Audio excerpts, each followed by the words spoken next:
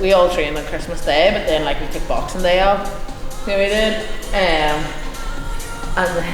people are like, "Oh, you're so sad for training on Christmas Day," and I'm like, "I took Boxing Day off." So I'm like, "What's the difference? Like, home before 9 o'clock on Christmas Day? Like, how's that?" I was. Were you? You weren't even up, were you? Whenever I was home, well, you were awake. Like, so I'm like, you're home before anyone is even dressed. And too, like, see the amount of people were in the boundary, like, it was unbelievable. And I said there was nearly 40 people. I'm like, so that could be the only interaction someone gets on Christmas Day, you know, so why would you not do that for people? It's, as you said, it's potentially the only time they'll see someone on Christmas Day, you know, because everyone goes home to their family and someone might be from a different country and not actually have family here, you know, so I do like the gym. I do like going to the gym on Christmas Day. You know, it's only an hour out of your day. And even like for the run, my PTs, all my like clients, a couple of them come for the run. So I've like, one of my boys I've had from, he was in primary 5. So he doesn't get to see a lot of the boys all year round. So they all get to catch up on a run on the Christmas Day. You know, so it's quite nice. There was only maybe 10 of us ran, and then my clients, they went on home, so they did after the run, but then obviously it took me like another 30 people joined the gym. It only started out like me, Aisling, my friend Mark, and there was maybe 1 or 2 other people, I think like 4 to 5 people, and now it's like 40 people, so it is quite cool. Wow. It's trying to program a wall for that amount of people, you know. We just keep it simple, but like it was a good, it's like 50 odd minute WOD, like, you know, so it's nice just to sweat. What did you do? Teams of 2, 100, 75, 50, 25, cals on any machine, wall balls, box step overs, dumbbell, hang clean and jerks. So you split it any way you want it. Just simple, yeah. So I did goblet squats, box step overs, and then all single arm hang clean and jerks. My grip was mincing because I was like holding the goblet squat like this, and then straight into the dumbbell, and then straight into the step overs. You're absolutely jacked. I'm my left side. Me and Mark still the undefeated Christmas Day champions. So chill day yesterday. What did that look like? Yeah, we just literally, we had the 2 parents around, David's mum and dad, my mum and dad, and we just did cheese boards, load of nibbles, and we went up to a local restaurant in Hillsborough for lunch, and then we came back to ours, and just everyone had a few drinks, and just a nice wee chilled evening. What's a few drinks? I only had like 3 ciders. Then I was on the water, lemon and lime. Went mad. 0 calories? We didn't lemon and lime, no? I don't know. There was plenty of calories in the cheese anyway. The only time you do the cheese boards is Christmas, like. The rest of the year, like, I wouldn't allow that amount of cheese in the house because it's just dangerous, like. Cranberry cheese is dangerous. People are gonna like stop following me after this, but like I wouldn't be a fan of like pineapple on my pizza and stuff like that. 100%. So yeah, pineapple cheese, I'd be like, not really a fan. Well, you're well fueled up for today anyway. We could say that. Look, what's this? Come see. You gonna get it? Hey. I'm gonna get you in the bed.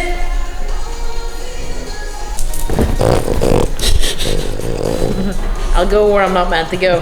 Bed, please. That's you now. Sorted. Now we can squat. So what's on the menu? So we have a little like activation circuit, some banded dead bugs, pal-off squats, some sideline circles, some zercher, wide, narrow, normal, 3 rounds of that. Then I'm into some zombie squats, 4 sets of 6.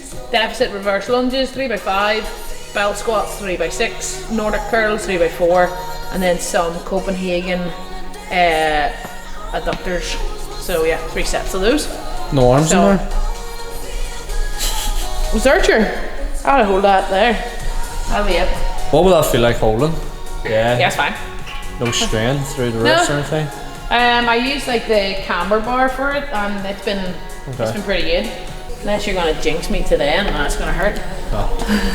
But it has been okay. I've just done. I actually haven't done Searcher squats yet, so I haven't. I've done Searcher.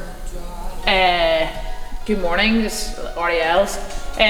So that was fine, but we'll see with the squat today. But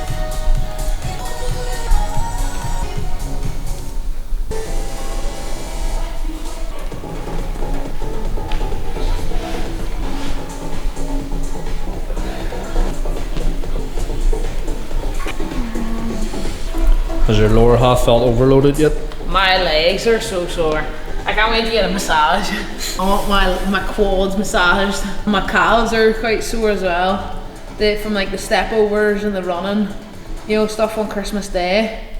I get it nearly worse on step overs or step ups. Just that like ding each time on the side of the box. Oh. Has running been in full effect yet for you? I actually was like really happy. I did 6k on Christmas morning. That was the first one outside, and there was absolutely no pain. I wasn't sure just with like that extra, impact. No, it was only like 5:20 pace. Like it was super chill, but still, I was really happy to be able to do that. So, start doing maybe 1 or 2 longer zone 2 runs outside, over the next coming weeks, and then just keep my intervals a wee bit more speed, inside on the air runner. So yeah, no pain. Don't know if I'll get shouted at for it, but we were just talking the whole time, on the run. So maybe that's nice. Yeah, it was chill. But it'd be interesting to see, here a wee bit more hills, and the surface wouldn't be as good, maybe if you went like a wee pothole or whatever. But we were just running down by the water, so it was like really flat and stuff. So there was really no effort.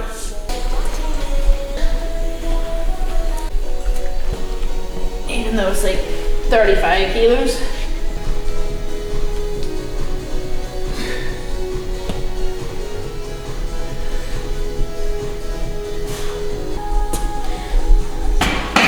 I've done front rack, back rack, zerchers.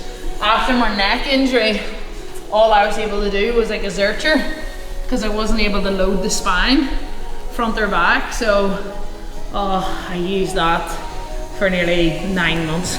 I don't like using it now. In like a session, I'm like, no, been there, done that. Brings back bad memories. That would give you a complete different stimulus, wouldn't it? Oh, huge. The amount of core is unbelievable. Overhead lunges as well, if that's special. Would you prefer that or safety bar? Oh, that's tough. Like I really hate the safety bar. So I'm gonna say probably the camber bar. I would prefer. It's so awkward, like it doesn't make me squat well at all. It makes me squat really, really bad. Some people squat really well, like PD fit me equaled his back squat with the safety bar, and I was like, how? I'm like about 20 kilos below what I could normally squat on it. But it's great for people, obviously. Like for me right now, I like to be able to load the legs still, and shoulder injuries or people with mobility restrictions. It's great for. I do quite like it for lunges though. I would normally do lunges with the safety bar, but not as much back squats during the season. I actually seen, actually interested to try it now, to be fair. I don't know who it was. It was a games athlete or ex-games athlete, and they were doing safety bar, like reverse way around, step ups. So they sort of walk into the safety bar. So they were like holding it like this way. So the pads here, step ups. I'll check the left video, wouldn't it? I imagine they probably would, but it looked quite interesting. And I was like, oh, must try that. Next Chad workout. Safety bar. No. Imagine that. Was that 32 kilos? I don't even know if I could do it with mine. That way. Do it like this way. No. Oh no, they got there. Would it be that way? Unless there's a different bar. But it's nearly like, but if I tilted mine up that way, like it'd be That would be so hard to hold. I must have been like that there. Like you couldn't put much weight in that. I couldn't hold that right now. For me it wouldn't make sense. But yeah, it'd be different. Oh, the Rogue bell squats. It's the best. It's the best machine money could buy. Like building that, you don't want to build it once. We built it and it was in my old gym. So we had to bring from the old gym into here and we had to get a forklift. So we did. And then we got it put here. And then I decided like 6 months later I wanted it there. So I think there was 4 of us and we got like 2 big massive like ratchet straps and then we put 2 bars and we sort of like braced it, but oh my days, like it's so heavy.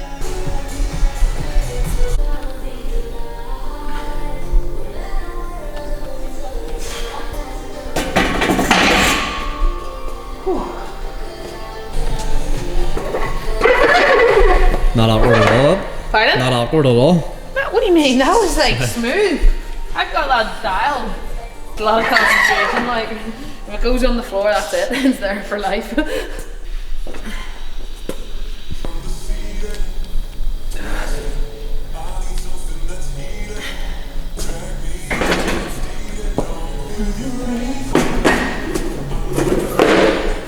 Are you getting any pain at all?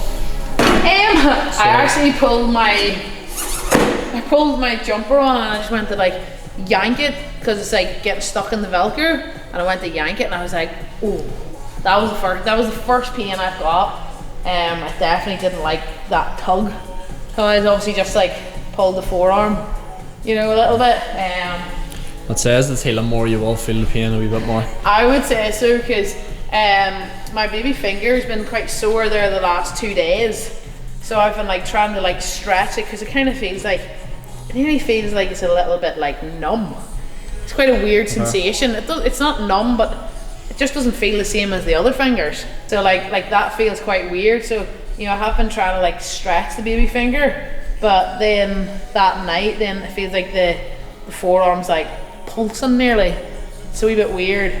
That is, but it's probably just because that's all like quite tight, you know, around there.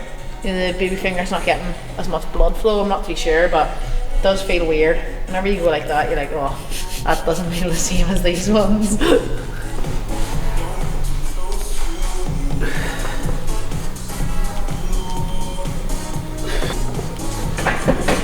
Trying to keep him moving. Who he is, so he messaged me and he was like, what time can you take me today? I'm like, 90 minutes. Well, it's good.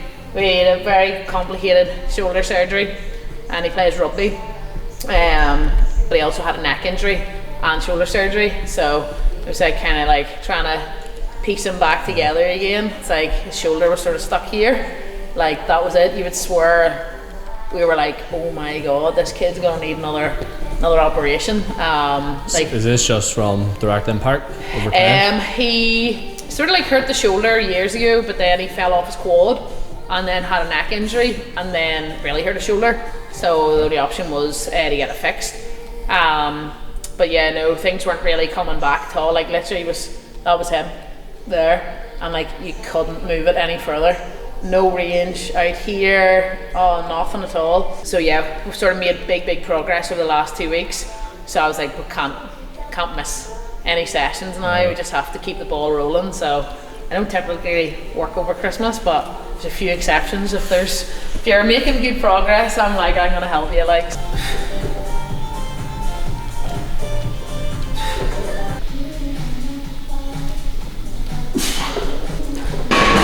you yourself, like, now you're injured, you can't do your sport. You know, it's kind of like the end of the world.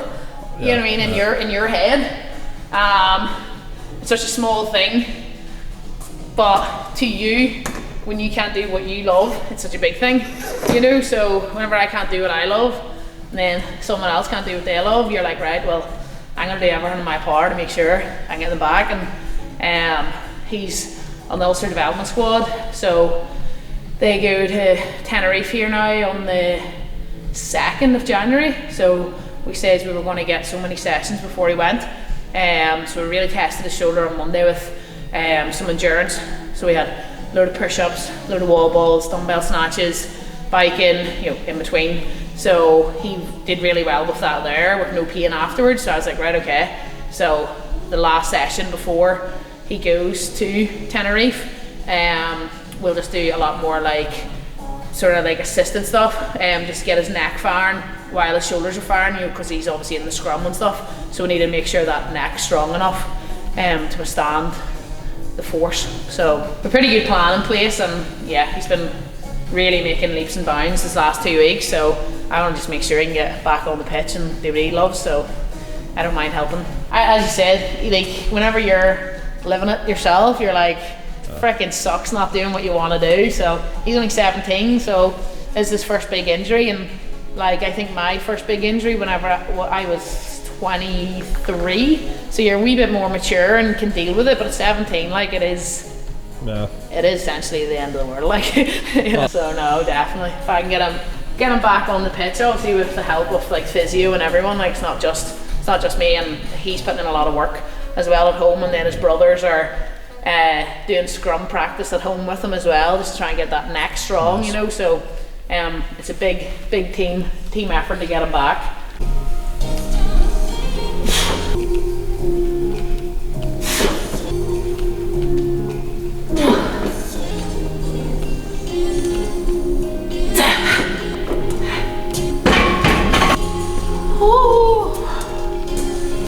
I always say anything over 3 is cardio.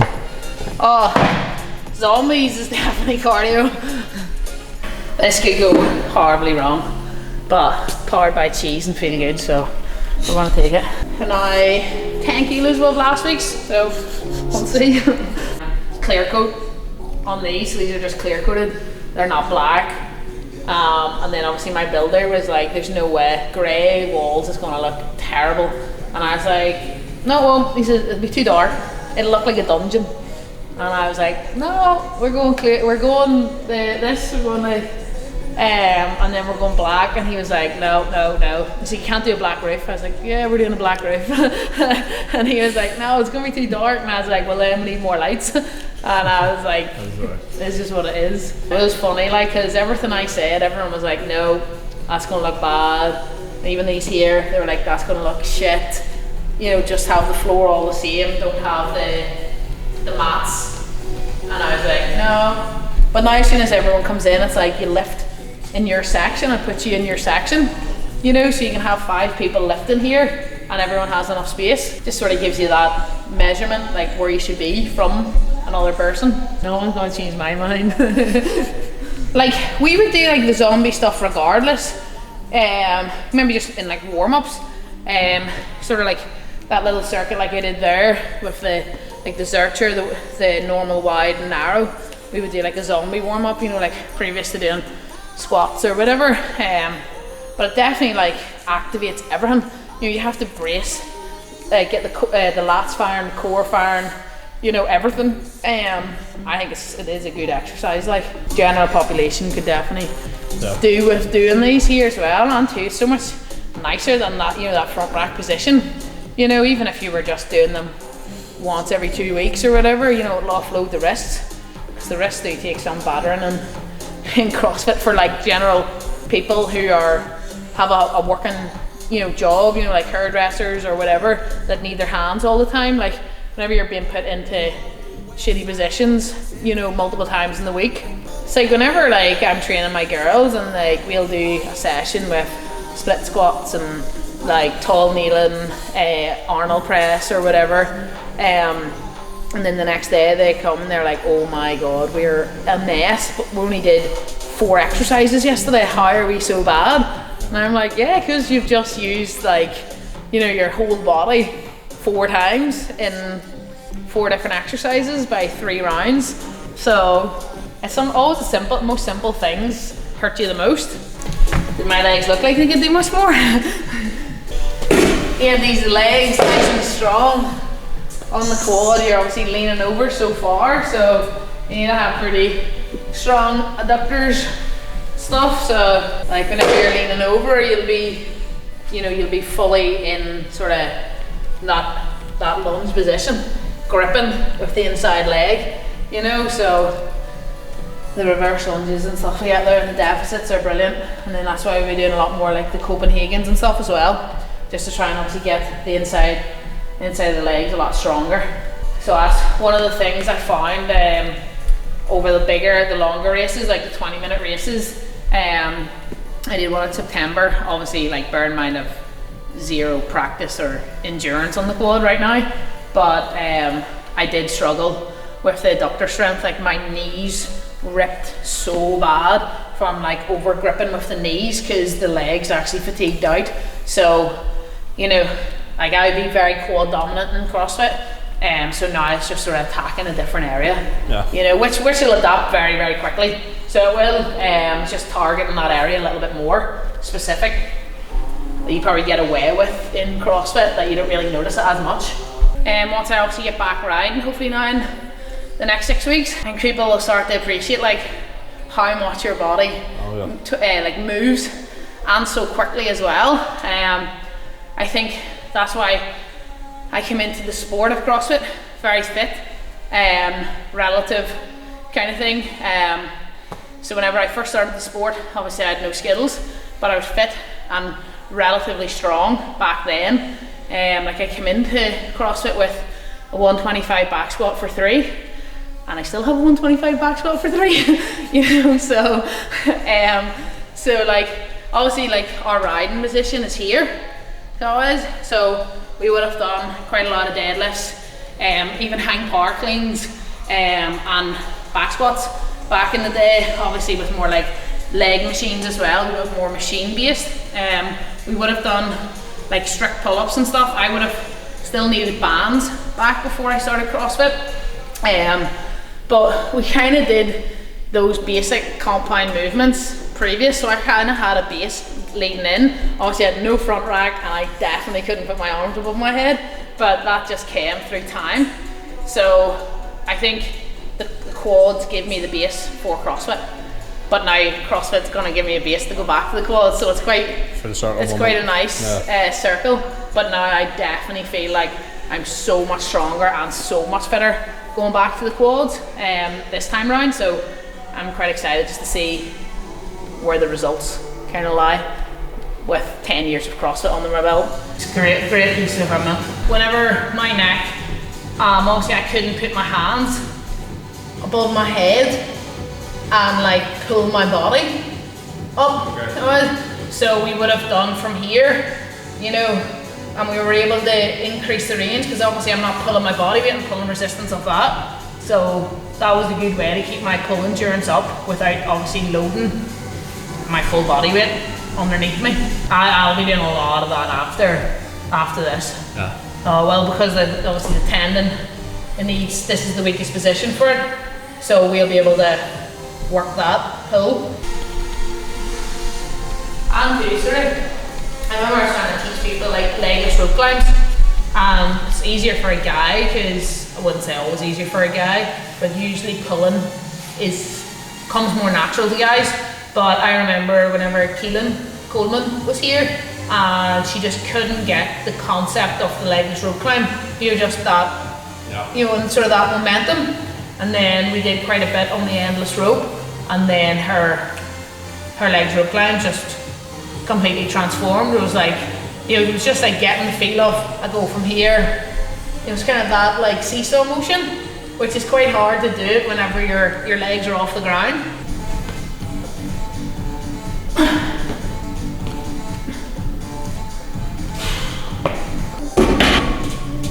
Oh my days. He's mental. Such a legend though, it's so like athletic. Like, to be able to do that. I had snapping too, I had to do hip surgeries.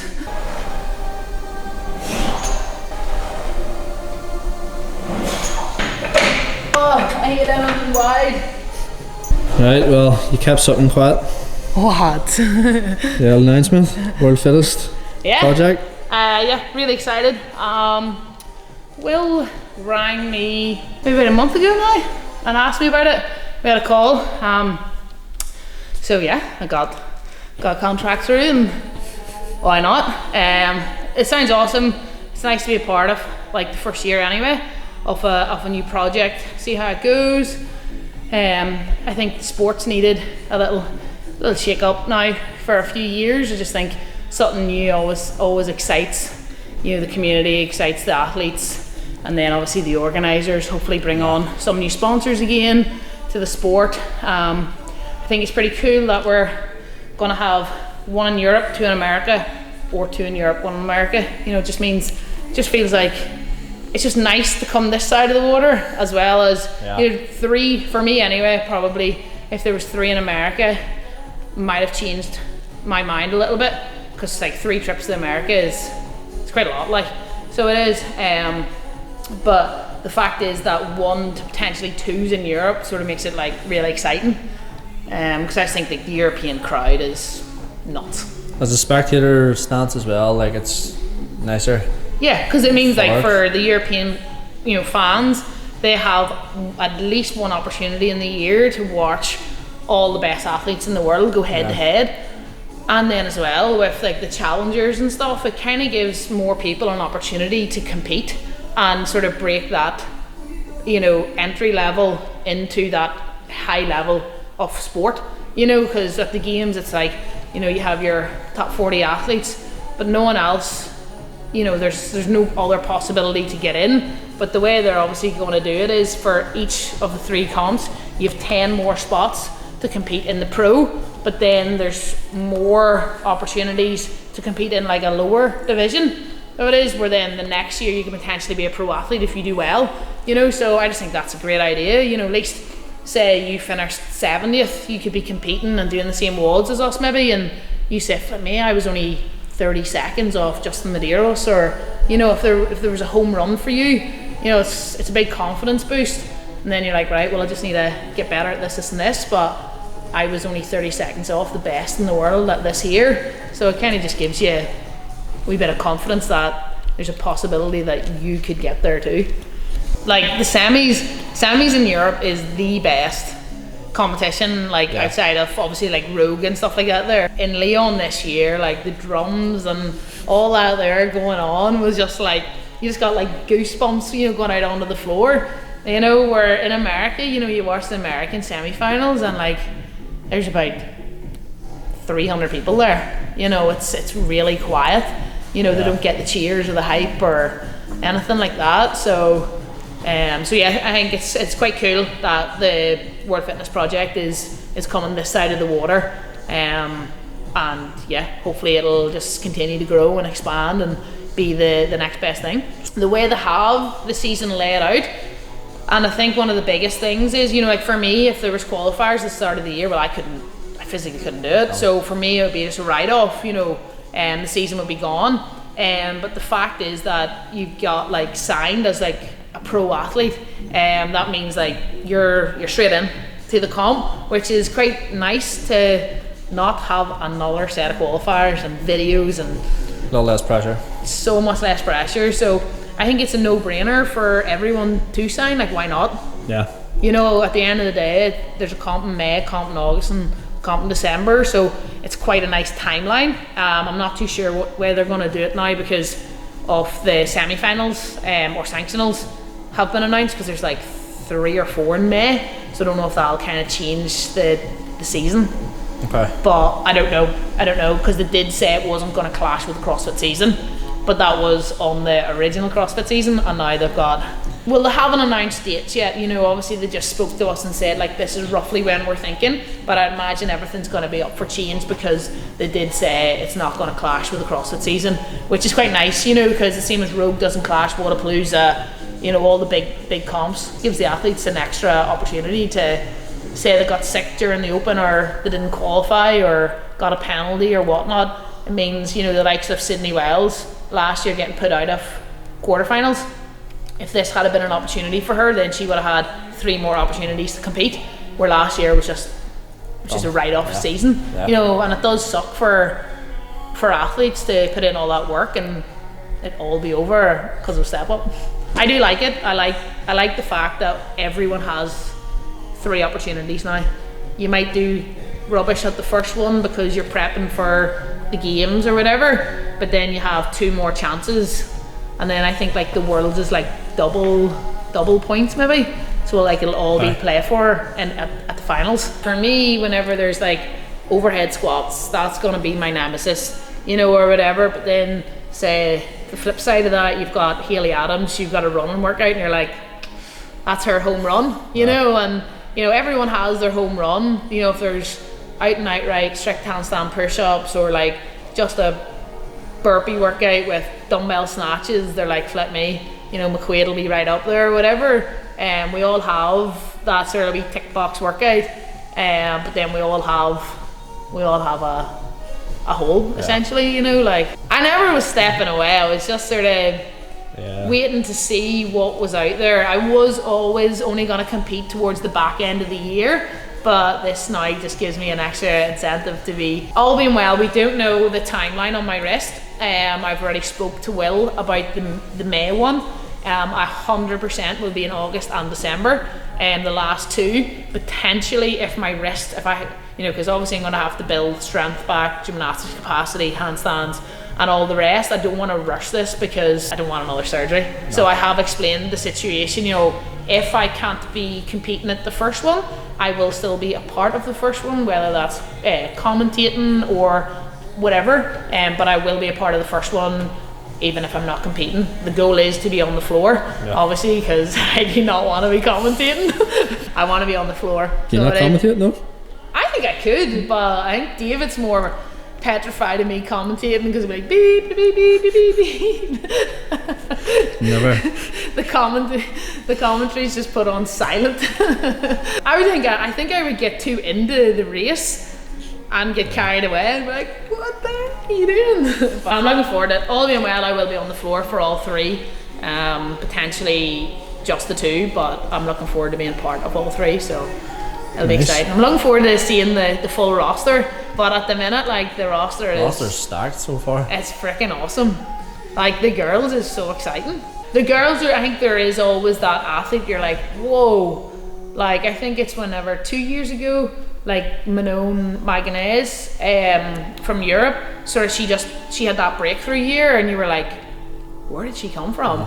You know, like, she's so strong, so impressive. Her, you know, her weightlifting is unbelievable and you're just like, wow. You know, kind of didn't have her on your radar. You always have a list. You're like, the girls every year, you know, even Jennifer Moore, whenever she broke through during Linda at semi-finals, you were like, she was beside me on the right hand side and I was like, who the hell is this girl? Like, she was just sprinting and I'm like, who sprints this?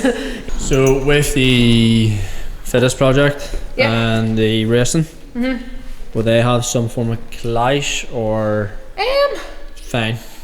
Not really, because so my season actually ends for the women's on the 9th of August. So like, that'll be me done. Like, that's my dedicated season. So it is like, I will do a couple more races as and when I want to after August, but up until the 9th of August, like, that's the only focus for me kind of thing, is getting that women's championship done. So, and I can miss a round of the women's because you can drop one round. So if needs be around the World Fitness project, if needs be, I can miss a round. But like, once I can use my hand again, you know, like pull-ups, toes to bar, all that grip strength is going to be so good for me for racing. So like, I'm gonna still be training the same principles that I have this past 10 years. It's just going to be less volume because obviously riding the quad is so much more physical than people realise. Riding the quad is going to help my grip strength for CrossFit, and then obviously building like stronger grip on the bar is going to cross over. You know, the whole thing crosses over. The biggest thing for me is just going to be, because it's quite new now doing 2 sports in 1 year, so it's just managing the fatigue. I know my body pretty well. I just need to be sensible and not get carried away when things are going good. And I think that's where I'll continue to have a coach to hold me back, because it's so easy just to be like, right, the ball's rolling, let's keep chipping away here. Like, I feel good, I'll practice twice a week. Oh, I feel good, I'll practice 3 times a week on the quad, but then I'll also still do 5 sessions a week, you know. So it's just managing. It's a long year. Probably the only saving for me right now is like I do have this injury, so it makes me be a lot more gym based for a little bit longer and less time on the quad, because the quad does leave a lot of fatigue in the body. A lot more gym based right now, I'd say probably until last week in February, and then that's whenever I'll need to be a wee bit more sensible and find a balance. I would imagine I'll probably just have to drop out a strength session a week, because the quad essentially is like the strength session. So it is. So I just need to play it, you know, the first probably month, 6 weeks will be trial and error. I'll probably maybe have to take a week off or a few days off here, you know, I'll maybe overdo it once, but then I think you sort of need to push the limit to find the limit and then tame it back a little bit. It's a hard one to gauge because no one really else doing it. No, it's just sort of I'm the test dummy, but it's good as well because it's like coach development as well. You know, trying to figure out, do you know what, maybe 3 gym sessions plus swimming might be my cardio base, you know, low impact versus impact, you know, so it's just finding, can I maybe do 3 to 4 swim sessions a week and still do my 3 to 4 CrossFit sessions a week with riding the quad 1 to 2 times a week, or where is that?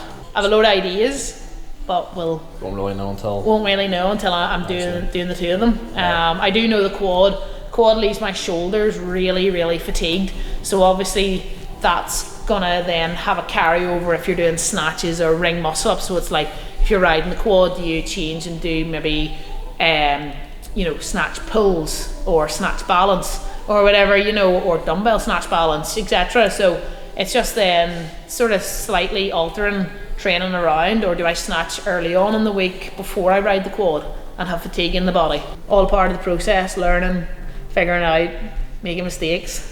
And then hopefully now as well, being able to do a lot more strength, sort of being forced to do a wee bit more strength. Hopefully then I'll not get the sore back. I'd normally get a sore back riding the quad, you know, just being sort of in that position where I haven't really been used to being in that position for like 12 years. So just like hopefully now I'll have a wee bit stronger back and stuff, so I'll not get a sore back after riding the quad.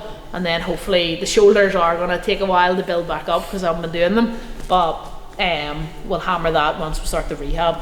Got some eccentric Nordic curls and then some Copenhagen leg raises. 4 reps on the eccentrics and 15 reps each side on these bad boys. 3 sets thankfully. Get a wee rest now to Monday. Wee 30-minute break, PT, eat, bike. Till next time. Until next time.